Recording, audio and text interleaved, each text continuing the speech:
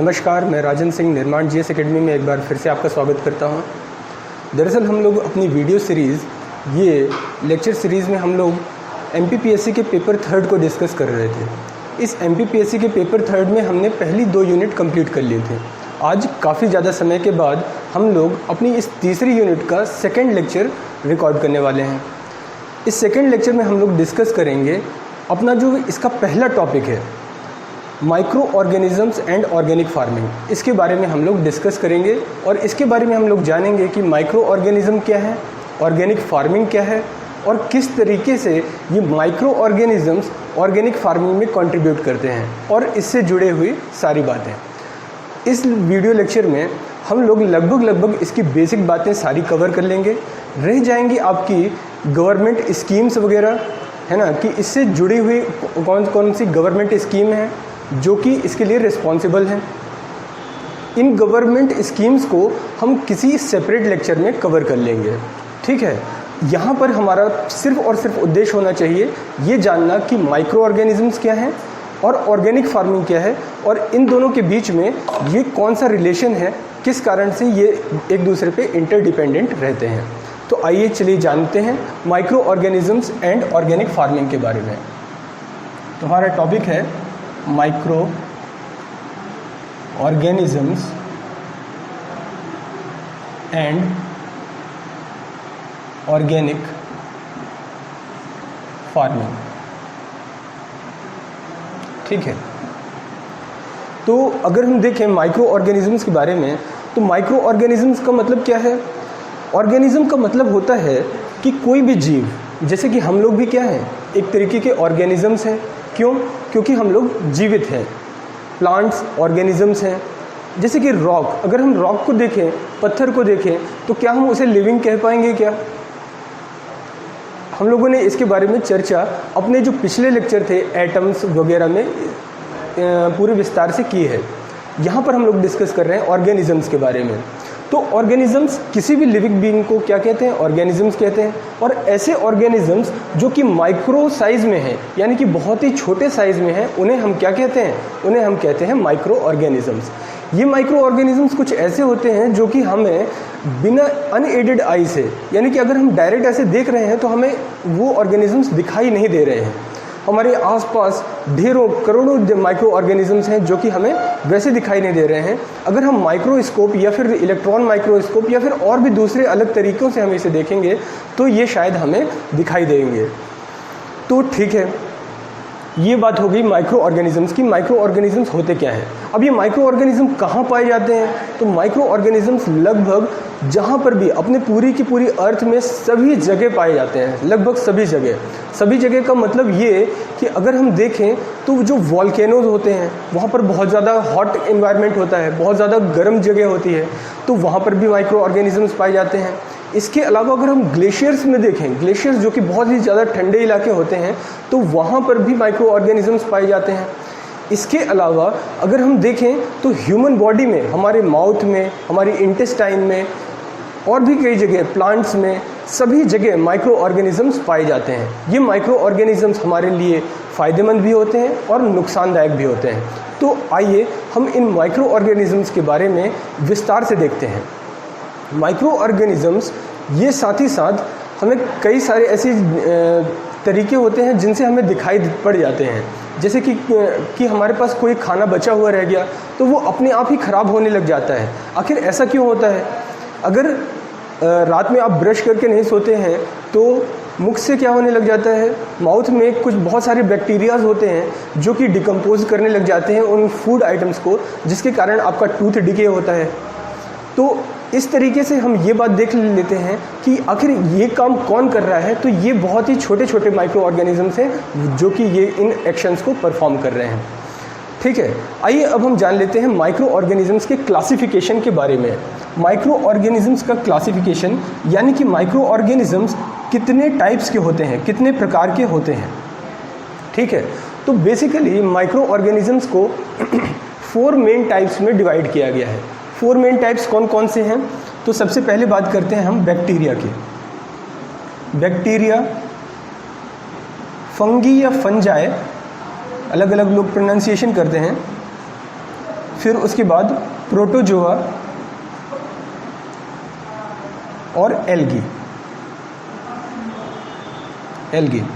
ये basically major 4 और इनके क्लासिफिकेशन हैं, 4 क्लासिफिकेशन हैं इन माइक्रो ऑर्गेनिजम्स के, बैक्टीरिया, फंगी, प्रोटोजोआ और एल्गी। ठीक है, तो आइए हम इन चारों के बारे में बातें करते हैं और साथ ही साथ और भी चीज़ों के बारे में जानने की कोशिश करते हैं। ठीक है, तो आइए बैक्टीरिया के बारे में जानते हैं। बैक्टीरिया क्या है? बैक्टीरिया बेसिकली यूनिसेल्युलर ऑर्गेनिजम्स हैं। इनके बारे में हमने थोड़ा और जाना था कि बैक्टीरिया क्या होते हैं। ये बैक्टीरियाज इनके अंदर न्यूक्लियस फॉर्म नहीं होता है, न्यूक्लियस एब्सेंट होता है। जो डीएनए मटेरियल होता है इसका, ये ओपन होता है। ठीक है, तो इस तरीके से ये बैक्टीरिया बहुत ही स्मॉल माइक्रो ऑर्गेनिजम्स हैं और बैक्टीरिया का सर्वाइवल बहुत ही ज़्यादा हाई होता है। यहाँ तक कि बताया जाता है कि जब हमने स्पेस में मून की ऑर्बिट, मून के बारे में पता लगाने के लिए जो कैमरा भेजा, उस कैमरे के साथ में कई सारे माइक्रो ऑर्गेनिजम्स उस कैमरे के ऊपर चले गए थे। उस कैमरे के ऊपर सरवाइव किया उन माइक्रो ऑर्गेनिजम्स, उन बैक्टीरिया ने लगभग 2 साल तक, यानी कि वो स्पेस में भी सरवाइव कर सकते हैं। स्पेस जहाँ पर कि ना तो अर्थ है, ना ही वाटर है, ना ही एयर है, वहाँ पर भी वो सरवाइव कर सकते हैं बैक्टीरिया। यानी कि इनकी सर्वाइवल के बारे में हमने ये जाना कि इनका सर्वाइवल बहुत ही ज़्यादा होता है। बाकी बातें हम डीप में जानेंगे, अभी हम इसको ब्रॉड क्लासिफिकेशन कर लेते हैं। ब्रॉड क्लासिफिकेशन में इसके साथ हम देख लेते हैं फंगी को। फंगी बेसिकली क्या है? फंगी एक तरीके से सेप्रोफाइटिक न्यूट्रिशन है इसका, यानी कि जो भी डेड और डीके मैटर है, यानी कि कोई भी सामान अगर ख़राब हो जाता है या फिर कोई भी सामान सड़ने गलने लगता है तो उसे डिकम्पोज करने का काम कौन करता है? तो ये फंगी ही करता है। फिर उसके बाद प्रोटोजोआ। प्रोटोजोआ में बेसिकली 2 प्रकार के माइक्रो ऑर्गेनिजम्स आते हैं, एमीबा और पेरिमीशियम। एमीबा, पेरिमीशियम, ये दोनों ही प्रकार के जो माइक्रो ऑर्गेनिजम्स हैं ये प्रोटोजोआ के अंदर ही आते हैं। और ये प्रोटोजोआ बेसिकली वाटर में पाया जाता है, बेसिकली वाटर में पाया जाता है ना। प्रोटोजोआ के बारे में हम क्या जानेंगे कि प्रोटोजोआ कहाँ पाया जाता है? वाटर में पाया जाता है। ठीक है, इसके बारे में फिर हम डिसीज़ में भी देखेंगे कि मलेरिया इसी के कारण होती है ना।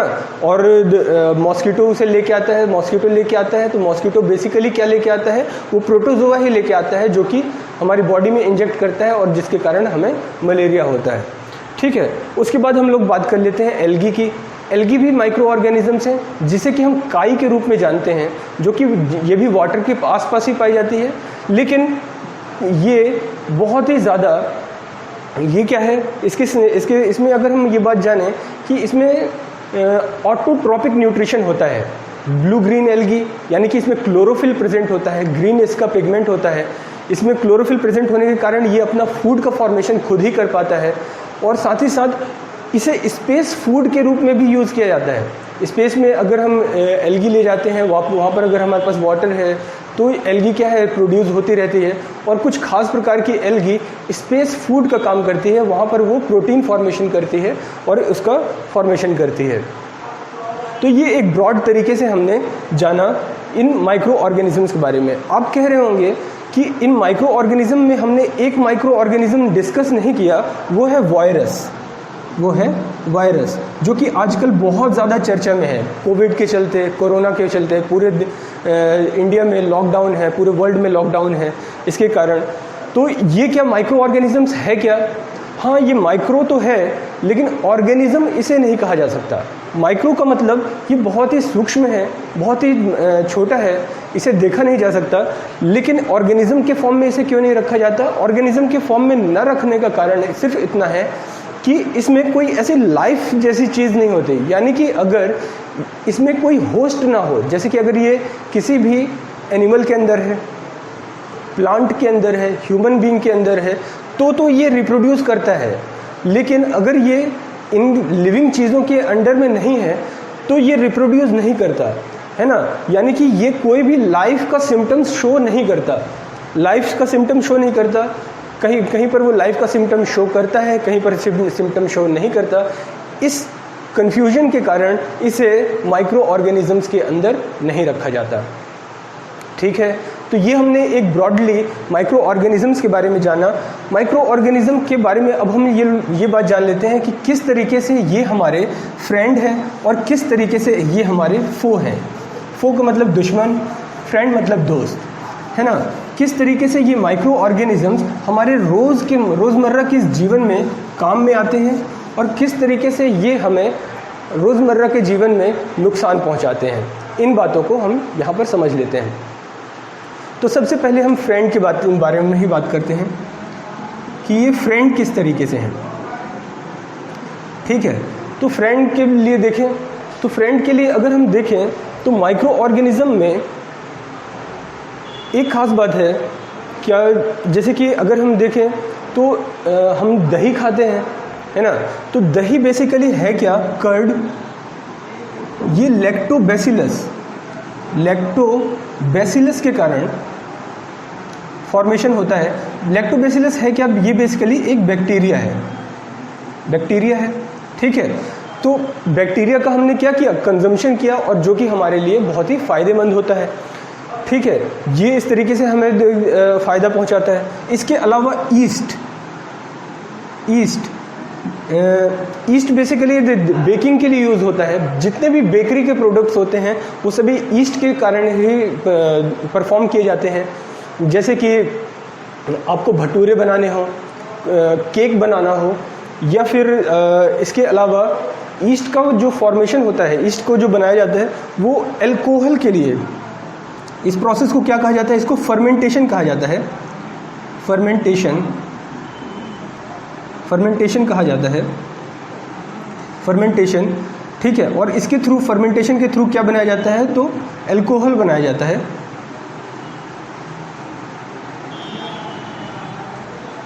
ठीक है, अल्कोहल बनाया जाता है। फर्मेंटेशन के थ्रू क्या बनाया जाता है, अल्कोहल बनाया जाता है। ठीक है, तो ईस्ट काम में आता है। अल्कोहल के बारे में अगर हम और भी बात करें तो ये जो डिस्कवरी की थी फर्मेंटेशन की प्रोसेस की, ये पूछा जाता है काफ़ी बार। क्वेश्चन हमें 1 नंबर के लिए पूछा जाता है, प्रिलिमिनरी में ये क्वेश्चन पूछा जाता है कि ये जो पास्चुराइजेशन प्रोसेस है इसे डिस्कवर किसने किया था, तो ये डिस्कस किया था लुईस पास्चर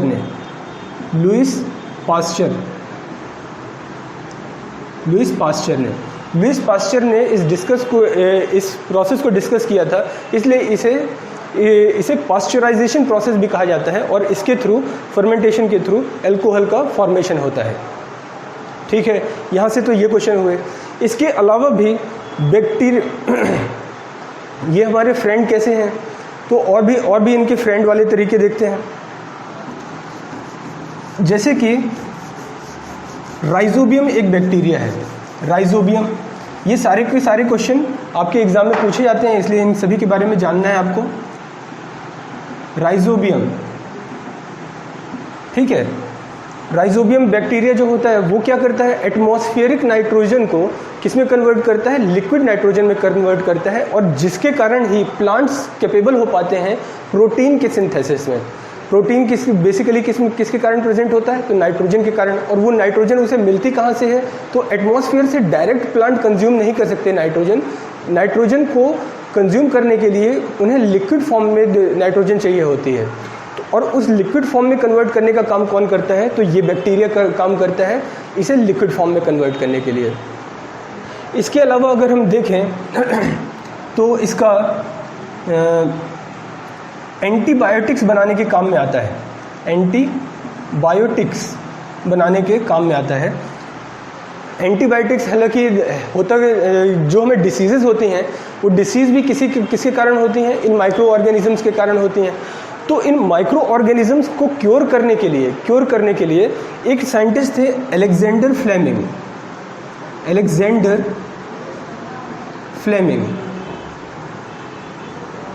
ठीक है, ये अलेक्जेंडर फ्लेमिंग क्या थे, अलेक्जेंडर फ्लेमिंग ने देखा, वो एक रिसर्च कर रहे थे। उस रिसर्च में उन्होंने देखा कि कुछ बैक्टीरियाज जहाँ पर उन्होंने कल्चर कर रखे थे उसके आसपास एक मोल्ड जमा हो गई थी, एक काई से जमा हो गई थी, कुछ चीज़ें जमा हो गई थी, और वो मोल्ड क्या कर रही थी, उन बैक्टीरियाज को किल कर रही थी। तो इसका मतलब ये हुआ कि वो मोल्ड बैक्टीरियाज को किल कर सकती है, और बैक्टीरियाज को अगर वो किल कर सकती है तो उसी से उन्होंने क्या डिराइव कर लिया, उसी से उन्होंने एंटीबायोटिक यानी कि उन बैक्टीरियाज को किल करने के लिए मेडिसिन को डिराइव कर लिया। तो हर एक एंटीबायोटिक क्या होता है, किसी खास प्रकार के बैक्टीरिया को किल करने के लिए ही बनाया जाता है। इसीलिए ये बात भी कही जाती है कि एंटीबायोटिक्स को खुद से कभी भी नहीं लेना चाहिए, हमेशा और हमेशा उसे डॉक्टर के प्रिस्क्रिप्शन से ही लेना चाहिए, क्योंकि एंटीबायोटिक्स किसी एक खास पर्पस के लिए ही होती हैं और उनका डोज भी डॉक्टर के प्रिस्क्रिप्शन से ही लेना चाहिए। अदरवाइज एंटीबायोटिक्स फ़ायदा करने से ज़्यादा ये नुकसान पहुंचा सकती है। कैसे कि अगली बार अगर उसी तरीके की प्रॉब्लम हुई, डिसीज़ हुई, तो ये एंटीबायोटिक्स दोबारा आपको फ़ायदा नहीं पहुंचाएगी। ठीक है, तो ये एंटीबायोटिक्स के बारे में जान लिया हमने। इसके अलावा इनकी मदद से वैक्सीन क्रिएट की जाती है, वैक्सीन क्रिएट की जाती है। ठीक है, वैक्सीन को सबसे पहले क्रिएट किया किसने, एडवर्ड जेनर ने, एडवर्ड जेनर ने। ठीक है, इन्होंने डिस्कवर किया था स्मॉल पॉक्स के लिए, स्मॉल पॉक्स के लिए। ठीक है, स्मॉल पॉक्स, चेचक वो समय पे बहुत ज़्यादा बड़ी बीमारी हुआ करती थी, है ना, बहुत सारे स्मॉल पॉक्स से लगभग लोग क्या हो जाते थे, ख़त्म हो जाते थे, बहुत ज़्यादा महामारी होती थी। ठीक है, तो एडवर्ड जेनर ने डिस्कवर किया स्मॉल पॉक्स वैक्सीन। अब वैक्सीन का प्रोसेस क्या है, वैक्सीन बनाने का प्रोसेस क्या है, तो वैक्सीन में बेसिकली इन्हीं माइक्रो ऑर्गेनिजम्स का डेड पार्ट लिया जाता है। डेड पार्ट यानी कि ऐसा पार्ट जो कि नुकसान नहीं पहुंचाएगा, लेकिन वो हमारी बॉडी को क्या कर देगा, एक तरीके से इंस्टिगेट कर देगा, एक तरीके से उसमें एक हम क्या कह सकते हैं उसे कि ट्रिगर कर देगा बॉडी में एंटीबॉडीज़ को, है ना। जैसे ही बॉडी को पता चलेगा कि कोई ना कोई दिक्कत या नुकसान वाली चीज़ हमारी बॉडी के अंदर एंटर कर रही है, तो वो उसके लिए एंटीबॉडीज़ क्रिएट करने लग जाएगा और हमारी बॉडी में क्या बन जाएंगी, एंटीबॉडीज़। और जो वैक्सीन में यूज़ किया गया है बैक्टीरिया, वायरस, कोई भी माइक्रो ऑर्गेनिज्म जो यूज़ किया गया है, तो उस यूज़ में क्या होगा, उस यूज़ में वो तो हमें नुकसान नहीं पहुंचा सकता था। वैक्सीन के अंदर जो भी वायरस था, बैक्टीरिया था, वो तो हमें नुकसान नहीं पहुंचा सकता था, लेकिन नुकसान न पहुंचाने के अलावा उसने क्या काम कर दिया, हमारे शरीर में एंटीबॉडीज़ को प्रिपेयर कर दिया। अब जब भी कभी दोबारा से वो जो वायरस है या माइक्रो ऑर्गेनिज्म है हमारी बॉडी में एंटर करने की कोशिश करेगा, तो हमारे बॉडी में पहले से ही एंटीबॉडीज़ उसके लिए प्रिपेयर्ड होंगी और वो हमारी बॉडी उसके खिलाफ फाइट कर पाएगी। तो ये फंक्शन होता है किसका, ये फंक्शन होता है वैक्सीन्स का। ठीक है, तो ये इस तरीके से हम इन्हीं के कारण क्या बना पाते हैं, वैक्सीन्स को भी क्रिएट कर पाते हैं। इसके अलावा हम कुछ बातें और समझ लेते हैं। फ्रेंड तो ये बहुत ज़्यादा हैं, है ना, माइक्रो ऑर्गेनिजम्स हमारे फ्रेंड बहुत ज़्यादा हैं। अब जैसे कि अगर हम फंगी के बारे में ही देखें तो फंगी बेसिकली जो फंगस हमारे बॉडी को नुकसान पहुंचाता है, लेकिन इसके अलावा फंगस एक मशरूम जो हम खाते हैं, मशरूम भी एक प्रकार का क्या है, एक प्रकार का फंगस ही है। डेड और डीके मैटर में ही इसका जन्म होता है, लेकिन हम इसे क्या करते हैं, as a food material, as a nutrition इसका यूज़ करते हैं। ठीक है, तो ये बात भी हम लोगों ने यहाँ से सीख ली। तो हम लोगों ने लगभग जाना कि माइक्रो ऑर्गेनिजम्स हमारे लिए किस तरीके से फ़ायदेमंद है। आइए अब इनके नुकसान के बारे में भी थोड़ी सी चर्चा कर लेते हैं। ठीक है, माइक्रो ऑर्गेनिज्म जब नुकसान पहुंचाते हैं तो इन्हें पैथोजेंस कहा जाता है। पैथोजेंस यानी कि हमारे अब ये दुश्मन के तरीके से हैं, फो की तरह हैं। ठीक है, इन्हें क्या कहा जाने लग जाता है, पैथोजेंस कहा जाने लगता है। अच्छा, आपने देखा होगा कि जब भी आप कभी भी अपने बॉडी में कोई भी सैंपल की जांच वगैरह करवाते हैं तो उसे पैथोलॉजी लैब में ले जाते हैं, तो वो पैथोलॉजी, ये पैथोजन मतलब इसी से डिराइव किया गया है।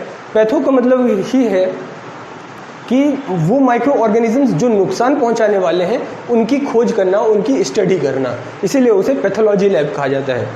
ठीक है, तो पैथोजेंस के बारे में जान लेते हैं।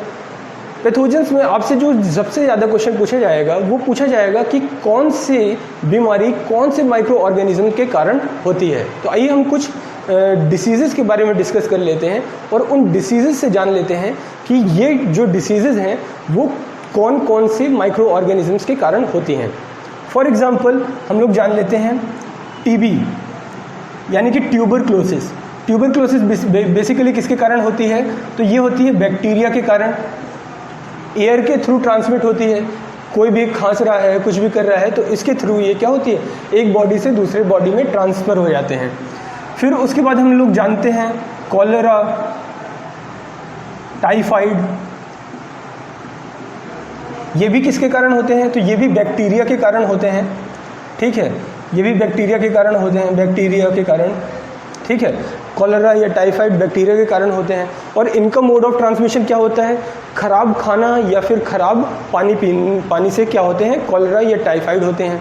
ठीक है, इस तरीके की बातें। फिर उसके बाद और भी कुछ बातें जान लेते हैं, जैसे कि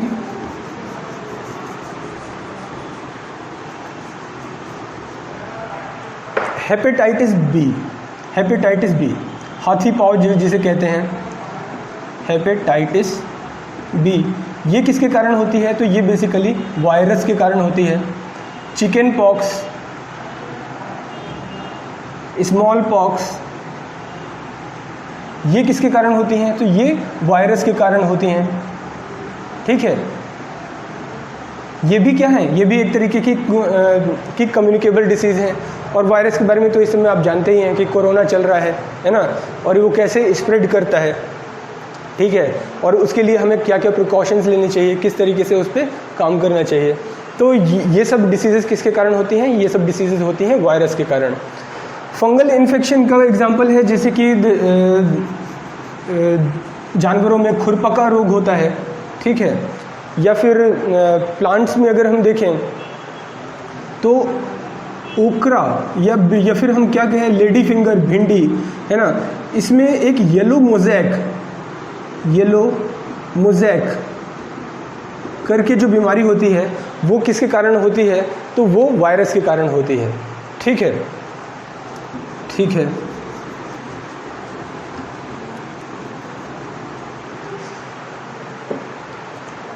सिट्रस कैंकर, सिट्रस कैंकर,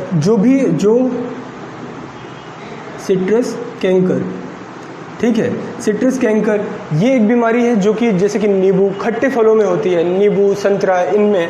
तो ये भी किसके कारण होती है? तो ये बैक्टीरियाज के कारण होती है। ठीक है, इस बारे में बता देंगे आप। फिर उसके बाद हम लोगों ने जो जाना प्रोटोजोआ, है ना, प्रोटोजोआ के कारण जो बीमारियां होती हैं, प्रोटोजोआ। ठीक है, प्रोटोजोआ के कारण मलेरिया होता है। ठीक है, मलेरिया। ठीक है, कई बार लिखा रहता है मलेरिया के कारण होता है।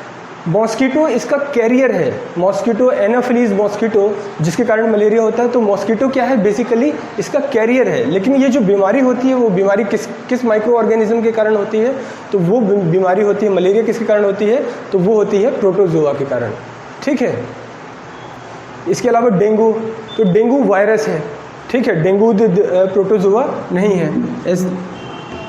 ठीक है, तो इस तरीके से हम लोगों ने जाना कि ये पैथोजेंस के फॉर्म में किस तरीके से हमारे कौन कौन सी बीमारियां क्रिएट करते हैं और इस तरीके से हमारी बॉडी में प्रेजेंट होते हैं। या फिर किसी न किसी, जैसे कि हाउस फ्लाई है, मक्खी है, मक्खी बहुत सारे डेड और डीके मैटर में बैठती है, ख़राब जगहों पे बैठती है, और जब कभी भी वो हमारे कांटेक्ट में आती है तो इस तरीके से वो बहुत सारे माइक्रो ऑर्गेनिजम्स को कैरी करती है अपने साथ। और ये माइक्रो ऑर्गेनिजम्स हमें क्या कर सकते हैं? नुकसान पहुंचा सकते हैं। तो ये अभी तक जो हम लोगों ने बात करी वो बेसिकली बात करी माइक्रो ऑर्गेनिजम्स के बारे में। आइए अब हम इसके बाद इसका नेक्स्ट टॉपिक सीख लेते हैं, और वो है ऑर्गेनिक फार्मिंग के बारे में। किसके बारे में जान लेते हैं? ऑर्गेनिक फार्मिंग के बारे में। ऑर्गेनिक फार्मिंग के बारे में। ठीक है, ऑर्गेनिक फार्मिंग। तो ऑर्गेनिक फार्मिंग के बारे में वैसे तो अगर हमारे देश में देखा जाए, जब फर्टिलाइजर्स नहीं था तब उस वक्त कौन सी फार्मिंग हो रही थी? यही ऑर्गेनिक फार्मिंग ही हो रही थी। फर्टिलाइजर्स वगैरह क्यों आए? क्योंकि हमें ज़्यादा प्रोडक्शन की ज़रूरत थी, इस कारण से वो फर्टिलाइजर्स वगैरह आने शुरू हो गए। तो ऑर्गेनिक फार्मिंग क्या है? ऑर्गेनिक फार्मिंग को जानने से पहले हम फार्मिंग को जान लेते हैं। तो फार्मिंग बेसिकली क्या होती है? किसी भी सीड को रिप्रोड्यूस कराना ही फार्मिंग है। ठीक है, कोई भी बीज रूप में है तो अगर हम उसे पौधे के रूप में या पेड़ के रूप में बदलते हैं तो हम उसे क्या कहते हैं कि हम वहाँ पर क्या कर रहे हैं? फार्मिंग कर रहे हैं। तो उसके लिए किसी भी बीज को पेड़ या पौधा बनने के लिए किन चीज़ों की ज़रूरत होती है? तो एक तो ज़रूरत होती है उसे एक्सटर्नल इन्वायरमेंट की, जैसे कि हवा, धूप, पानी, इन सब सारी चीज़ों की। और तीसरी चीज़ की ज़रूरत होती है, दूसरी चीज़ की ज़रूरत होती है, वो होती है सॉइल की। ठीक है, मिट्टी की ज़रूरत होती है उसे। तो मिट्टी किसे कहते हैं इस बारे में हम थोड़ा जान लेते हैं। इसमें मिट्टी यानी कि सॉइल एक इम्पॉर्टेंट कंपोनेंट है। और सॉइल क्या है? अगर हम देखें तो सॉइल अगर हम देखें तो हर एक जगह पे अलग अलग प्रकार की सॉइल पाई जाती है। कहीं पर लेटराइट सॉइल, कहीं पर लोमी सॉइल, कहीं पर क्लेई सॉइल, कहीं पर रेड एंड येलो सॉइल, कहीं पर ब्लैक सॉइल। तो ये सॉइल अलग अलग कैसे ये सॉइल अलग अलग होती है? तो दरअसल जिस जगह पे जैसी रॉक्स पाई जाती हैं, इन्हीं रॉक्स का वेदरिंग होना, यानी कि इन रॉक्स का छोटे छोटे पार्टिकल्स में टूटना ही क्या बनाता है? सॉइल बनाता है। लेकिन ये रॉक अगर छोटे छोटे पार्ट में ब्रेक होती हैं, बहुत ही माइन्यूट पार्ट में ब्रेक होती हैं, तो भी क्या ये सॉइल का फॉर्मेशन कर सकती हैं? नहीं, अभी इसमें थोड़ी सी कमी है। क्या कमी है? सॉइल में अगर सिर्फ और सिर्फ रॉक का मटेरियल ही हो तो वो क्या होगी? वो सिर्फ और सिर्फ सैंड होगी, सिर्फ और सिर्फ रेत होगी। उसे सॉइल बनाने का काम किसका होता है? तो उसके साथ सॉइल बनाने का काम होता है ऑर्गेनिक मैटर का। हमारे पेड़ों से, हमारे जो पशु हैं उनसे जो खराब प्रोडक्ट निकलते हैं, या फिर पेड़ों से जो उनके पत्ते गिरते हैं, उनका डेड और डीके पार्ट होता है, वो क्या होता है? वो हमारे इस सैंड के साथ में मिल जाता है। और इस सैंड के साथ में मिलने के बाद क्या होता है?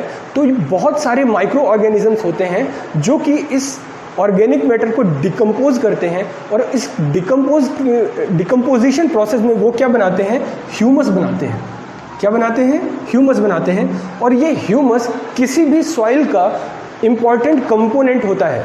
अगर जिस भी सॉइल में जितना ज़्यादा ह्यूमस प्रेजेंट होगा, वो सॉइल उतनी ही ज़्यादा अच्छी मानी जाती है। ठीक है, ह्यूमस के कारण सॉइल बहुत अच्छी मानी जाती है। ये बात हम लोगों ने समझ ली। ऑर्गेनिक मैटर है, ऑर्गेनिक मैटर में माइक्रो ऑर्गेनिजम्स ने काम किया, और माइक्रो ऑर्गेनिजम्स ने उसे किस में कन्वर्ट कर दिया? ह्यूमस में। और ह्यूमस से क्या बन गई? सैंड क्या बन गई? सॉइल बन गई। ठीक है, इतनी बातें क्लियर हैं। इसके बाद हम समझते हैं कि ये ह्यूमस कंटेंट जब हम फार्मिंग करते हैं तो फार्मिंग के बाद क्या हो जाता है? ह्यूमस कंटेंट लो हो जाता है। इस बात को पुराने समय में हमेशा और हमेशा समझा जाता रहा है। क्यों? क्योंकि जब शुरुआत में वो खेती करते थे तो अच्छा प्रोडक्शन होता था, पर बाद में जैसे जैसे वो उसमें चीज़ें उगाते रहते तो धीरे धीरे उसका प्रोडक्शन क्या हो जाता था? लो हो जाता था, कम होने लग जाता था। तो उस ज़मीन को फिर कुछ समय के लिए छोड़ दिया जाता था। फैलो लैंड कहा जाता था या परती भूमि कहा जाता था, और वहाँ पर चारागाह बना दिया जाता था, मवेशी चरते थे, घासें उगती थीं, और इस तरीके से कुछ समय तक जब वो ज़मीन छूटी रहती थी तो उसके बाद उसका ह्यूमस कंटेंट फिर से बढ़ जाता था। और जैसे ही ह्यूमस कंटेंट बढ़ जाता था तो वो जगह फिर से फार्मिंग के लिए प्रयोग में आ जाती थी। लेकिन ये ट्रेडिशनल तरीका था। आज के समय में तो कोई भी ज़मीन को ऐसे फैलो लैंड नहीं किया जाता है। अब क्या काम करते हैं? अब फर्टिलाइज़र्स का यूज़ करते हैं। फर्टिलाइज़र बेसिकली क्या काम करता है? फर्टिलाइज़र दरअसल सॉइल क्या होती है कि कुछ चीज़ें तो उसके पास न्यूट्रिएंट्स तो उसमें प्रेजेंट होते हैं। कुछ न्यूट्रिएंट्स तो उसमें प्रेजेंट होते हैं। न्यूट्रिएंट्स का मतलब है जो पोषक तत्व होते हैं प्लांट के लिए, उन्हीं को न्यूट्रिएंट्स कहा जाता है। तो ये कुछ न्यूट्रिएंट्स तो सॉइल में प्रेजेंट होते हैं, लेकिन उनमें कुछ न्यूट्रिएंट्स की कमी पाई जाती है। जैसे कि नाइट्रोजन, अगर वो नाइट्रोजन की कमी पाई जा रही है, फॉस्फोरस की कमी पाई जा रही है, पोटाश की कमी पाई जा रही है, तो इस तरीके की सॉइल को क्या कहा जाता है कि न्यूट्रिएंट इसमें कम है। और जब न्यूट्रिएंट कम है तो इन न्यूट्रिएंट्स को क्या किया जाता है? फर्टिलाइजर्स के थ्रू इन न्यूट्रिएंट्स को ऐड कर दिया जाता है। जैसे कि अगर हम रोज़ का खाना खाते हैं तो हमारी बॉडी बहुत ज़्यादा मस्कुलर नहीं होती है, लेकिन अगर हम प्रोटीन्स वगैरह लेने लग जाते हैं और कुछ स्टेपल डाइट्स वगैरह लेने लग जाते हैं तो हमारी बॉडी में कुछ अलग से ही ग्रोथ समझ में आने लग जाती है और हमें ज़्यादा न्यूट्रिएंट्स मिलते हैं। तो इसी तरीके के न्यूट्रिएंट्स सॉइल को किसके थ्रू मिल जाते हैं? फर्टिलाइजर्स के थ्रू, और हमारी क्रॉप क्या हो जाती है? बहुत ही स्ट्रॉन्ग और बहुत ही अच्छी क्रॉप होती है। लेकिन इन न्यूट्रिएंट्स यानी कि इन फर्टिलाइजर्स का नुकसान क्या है? तो इन फर्टिलाइजर्स का नुकसान समझने के लिए हम ये बात समझते हैं कि ये फर्टिलाइजर्स न्यूट्रिएंट्स तो देते हैं, फर्टिलाइजर्स न्यूट्रिएंट्स तो देते हैं, लेकिन ये क्या काम करते हैं? ये इन माइक्रो ऑर्गेनिजम्स को किल कर देते हैं। माइक्रो ऑर्गेनिजम्स जो कि सॉइल में पाए जाते हैं, इन माइक्रो ऑर्गेनिजम्स को क्या करते हैं? किल कर देते हैं। और जब ये माइक्रो ऑर्गेनिजम्स मर जाएंगे, नहीं रहेंगे, तो ह्यूमस नहीं रहेगा, और ह्यूमस नहीं रहेगा तो एक तो जो भी सॉइल है उसे वाटर की बहुत ज़्यादा ज़रूरत होगी, है ना। इसीलिए देखिए आजकल फर्टिलाइजर्स का प्रयोग होता है और फर्टिलाइजर के साथ साथ ढेर सारे वाटर का भी प्रयोग होता है, यानी कि इरिगेशन बहुत ज़्यादा चाहिए होता है आजकल की क्रॉप्स को। लेकिन ये लंबे समय तक इसे ऐसा नहीं किया जा सकता। क्यों? क्योंकि एक समय आएगा जबकि वहाँ पर माइक्रो ऑर्गेनिजम्स की संख्या बहुत ही कम या ना के बराबर हो जाएगी और ह्यूमस भी वहाँ पर बहुत ही कम हो जाएगा। और जब ह्यूमस बहुत कम हो जाएगा तो ये फर्टिलाइजर्स बिल्कुल भी काम नहीं करेंगी और वो जगह कैसे हो जाएगी? वो जो सॉइल है वो बंजर हो जाएगी, बैरन हो जाएगी। ठीक है, इसीलिए आजकल जो प्रयोग किया जा रहा है वो प्रयोग किया जा रहा है ऑर्गेनिक फार्मिंग का। ऑर्गेनिक फार्मिंग में वो क्या काम करते हैं? कुछ नए तरीके अपनाते हैं, जैसे कि क्रॉप रोटेशन का तरीका अपनाते हैं। क्रॉप रोटेशन का मतलब क्या होता है कि पहले उस ज़मीन पर कुछ और बोया, फिर बाद में उसमें लेग्यूम्स यानी कि लेग्यूमिनस यानी कि कुछ दलहन वाली फसलें उसमें बोया जाने लग गया। और जैसे ही दलहन वाली फसलें बोया जाने लग गया तो इसमें से क्या हो जाता है कि उसमें माइक्रो ऑर्गेनिजम्स की संख्या बढ़ जाती है और उसमें न्यूट्रिएंट्स ऐड हो जाते हैं। न्यूट्रिएंट्स ऐड होने से फिर से फार्मिंग क्या हो जाती है? उसकी अच्छी हो जाती है। साथ ही साथ हम उसमें यूज़ क्या करें? बायो फर्टिलाइजर्स का यूज़ करें। बायो फर्टिलाइजर्स क्या काम करेगा? उन माइक्रो ऑर्गेनिजम्स को बढ़ाएगा और साथ ही साथ ह्यूमस को बढ़ाएगा। और जब ह्यूमस और माइक्रो ऑर्गेनिजम्स एक साथ काम करेंगे तो इस तरीके से हमें प्रोडक्शन भी मिलेगा और साथ ही साथ हमारी जो सॉइल है वो उसकी भी हेल्थ ख़राब नहीं होगी। तो इस तरीके से हमारे देश में बहुत सारे गवर्नमेंट इनिशिएटिव्स उठाए जा रहे हैं, बहुत सारे स्टेप्स उठाए जा रहे हैं कि हमारी जो फार्मिंग है, पहले तो हमने उसे फर्टिलाइजर्स के रूप में ले गए उसे, और अब उसे कोशिश की जा रही है कि हम उसे दोबारा से ऑर्गेनिक फार्मिंग के रूप में यानी कि कन्वर्ट कर लें, यानी कि उसे वापस से रिपीट कर लें, उसे दोबारा से सॉइल की हेल्थ को प्राप्त कर लें। ये सारी बातें आजकल की जा रही हैं। तो ये था हमारा लेक्चर ऑर्गेनिक फार्मिंग का। ये लेक्चर आपको कैसा पसंद आया इसके बारे में आप कमेंट करिए, शेयर करिए, सब्सक्राइब करिए और हमें भी बताते रहिए कि आपको ये लेक्चर हमारा कैसा पसंद आ रहा है।